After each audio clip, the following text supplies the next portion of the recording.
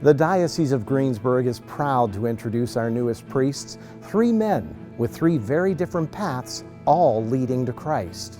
Father Craig Alexander grew up in the Harrisburg area and is a veteran of the United States Marine Corps, where he served our nation for 13 years. After his honorable discharge, he went to work for the Pennsylvania Department of Transportation, where he was employed for 25 years. He talked about his faith journey on EWTN last year. My mother and I, we lived together, and we had a nice, comfortable Sunday routine.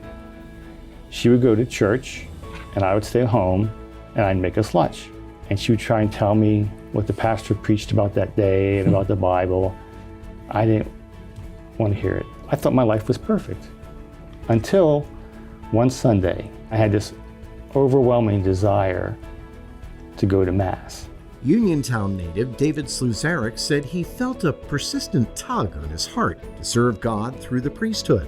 He volunteered at a local hospice, which he said helped in his discernment because it strengthened his desire to be with God's people in difficult moments and bring them the sacraments. The time that I spent there got me thinking, if the Lord can work through me just by sitting with someone in their time of need, how cool would it be to be able to hear their confession, or to offer them the anointing of the sick, or their final communion before they go on their journey towards heaven. And I just thought, wow, maybe this is what the Lord is calling me towards.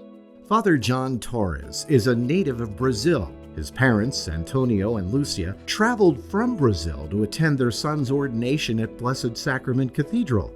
He came to the United States to study as a seminarian at St. Vincent's Seminary in Latrobe. Since 2021, Father Torres has been actively involved in serving the Catholic communities of Connellsville and Dunbar, both as a seminarian and as a deacon. I remember going to Mass with my family when I was a kid and sitting in the first pew because I was amazed with what was happening there.